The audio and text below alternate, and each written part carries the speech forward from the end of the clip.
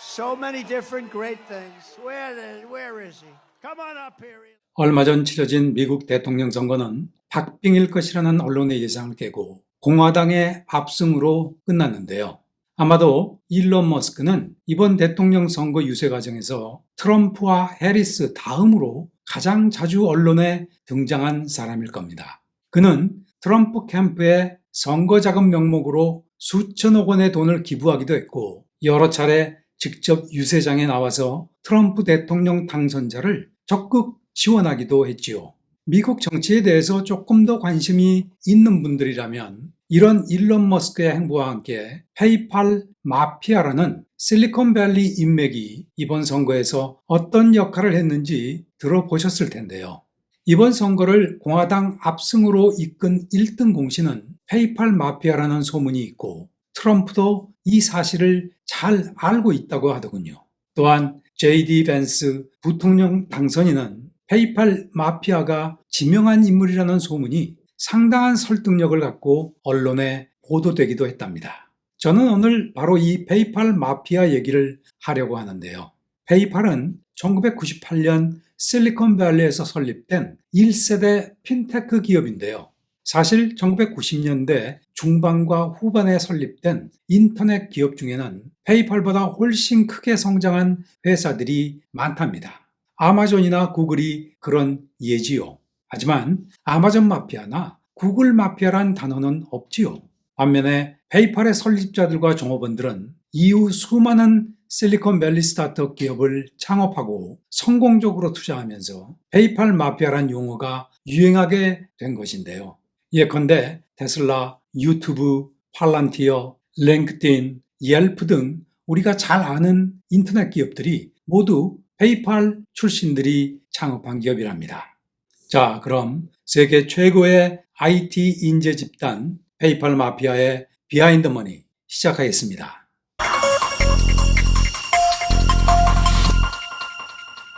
페이팔은 핀테크 기업 2개가 합병해서 만들어진 회사인데요. 먼저 페이팔의 설립 배경을 간단히 말씀드리겠습니다. 1990년대 중반 전자상거래 기업들이 급격히 늘어나면서 구매 대금을 온라인으로 안전하게 결제할 수 있는 금융 결제 수단이 필요하게 되었는데요. B2C, 즉 기업과 소비자 간 온라인 결제는 주로 신용카드나 은행의 온라인 이체로 처리가 가능했기 때문에 큰 문제가 없었답니다. 쿠팡이나 아마존에서 대금을 결제하는 경우가 여기에 해당되지요. 반면에 중고 제품을 개인들이 온라인으로 거래하는 일을 알선하던 이베이 같은 업체는 P2P, 즉 개인 간 온라인 결제 수단이 필요했는데요. 그리고 당시 미국에서 개인 간 온라인 결제를 할 수 있는 방법은 가계수표나 우편환과 같이 다소 불편한 결제 수단밖에 없었답니다. 즉 개인 간 온라인 결제를 보다 간편하고 안전하게 할 수 있는 금융 서비스 수요가 있었다는 말이죠. 참고로 우리나라에서 토스의 초기 사업 모델이 빠르게 성장하게 된 배경에도 이와 유사한 금융 니즈가 있었기 때문이라고 할 수 있을 겁니다. 사실 1990년대 중반부터 이런 종류의 금융 결제에 대한 수요가 시장에 존재한다는 사실은 많은 사람들이 알고 있었지요. 하지만 기술적으로 이 문제를 해결하는 시스템을 구축하는 일이 당시에는 그리 쉽지 않았다고 합니다. 일반 전자상거래와는 달리 금융거래는 법적으로 다양한 규제가 많기도 했고요. 그런데 이 기술적 문제를 해결한 기업이 1998년 설립된 컴피니티라는 회사랍니다. 그리고 컴피니티는 얼마 지나지 않아 회사 이름을 페이팔로 바꾼답니다. 페이팔 설립에 가장 중추적인 역할을 한 두 인물이 피터 틸과 맥스 레프친인데요. 레프친은 16살에 우크라이나에서 미국으로 이민을 온 탁월한 엔지니어랍니다. 그는 페이팔의 초기 사업 아이디어를 구상한 사람이기도 하고 페이팔이 직면한 대부분 기술적 문제를 해결한 사람이기도 하답니다. 여러분 어떤 인터넷 사이트에 접속을 하면서 종종 화면상으로 찌그러져 보이는 글자나 숫자를 입력하라는 요청을 받아본 경험이 있을 텐데요. 이것을 캡차라고 부른답니다. 웹사이트에 사람이 접근하는 것인지 로봇이 접근하는 것인지를 판단하기 위해서 사용하는 일종의 튜링 테스트인데요. 이런 테스트를 처음 만든 사람이 바로 랩친이라고 하더군요. 그리고 페이팔의 또 다른 설립자인 피터 틸은 페이팔 마피아의 보스로 알려진 인물인데요. 딜은 어렸을 때부터 공부도 엄청 잘했고 다양한 분야에서 재능을 보여준 사람이었던 것 같은데요. 스탠퍼드 대학에서 학부와 법과대학을 다녔고요. 대학 졸업 후에는 당분간 법조계 일을 했지만 얼마 지나지 않아 자신의 재능을 주체하지 못하고 수많은 벤처기업을 창업했고 투자하면서 실리콘밸리의 전설이 된답니다. 제가 피터 틸의 이름을 알게 된 계기는 그가 2014년 출간한 제로 투 원이라는 책을 통해서랍니다. 저는 성격상 책을 마지막까지 읽는 경우가 그리 흔치 않은데요. 이 책은 끝까지 읽었답니다. 벤처 사업과 투자와 관련된 자신의 오랜 경험을 100페이지 정도로 간결하게 담아낸 책인데요. 재미와 메시지 이 둘 모두를 잘 담아낸 추천할 만한 책으로 기억한답니다. 우리나라 번역판도 나와 있고요. 피터 틸에 대해서 하나만 더 말씀드리지요. 이번 미국 대통령 선거에서 부통령으로 당선된 J.D. 벤스와의 인연이 그것인데요. 벤스가 예일대 법대 학생이던 시절에 피터 틸이 특강 강사로 예일대를 방문해서 두 사람이 처음 만나게 되었다고 하는데요.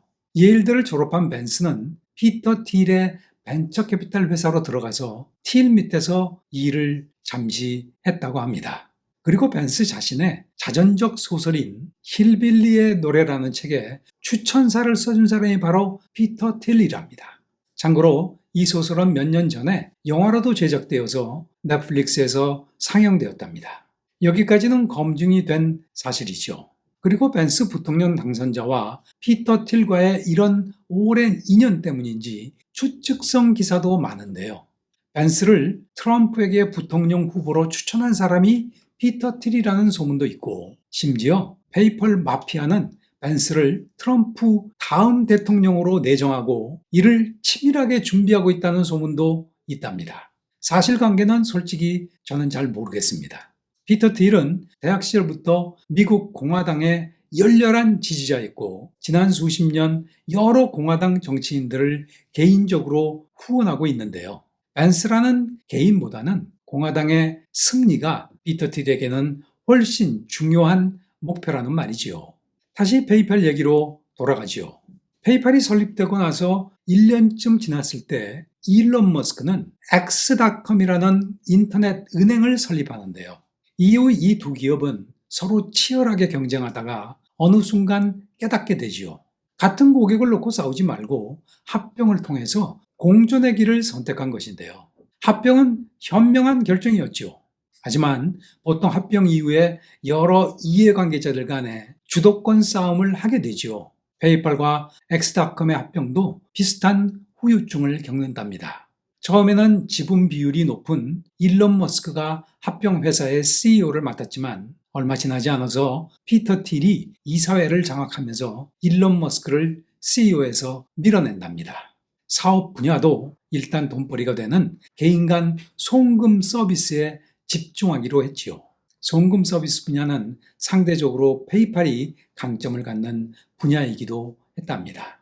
일론 머스크는 페이팔에게 이때 빼앗긴 회사 이름 X.com을 트위터를 인수한 다음에 거기에다 다시 쓰는데요. 일론은 X.com이라는 이름에 매우 집착하는 것 같습니다. 일론 머스크는 당연히 서운한 감정이 있었을 겁니다. 하지만 이미 이 시절 머스크는 스페이스X라는 더 큰 사업에 푹 빠져 있어서 감정을 낭비할 시간이 없었을 겁니다. 그리고 피터 틸이 페이팔을 잘 경영해서 2002년에 성공적으로 IPO에 성공하지 않습니까? 그리고 몇 달 후에 이베이에게 페이팔을 15억 달러에 매각한답니다.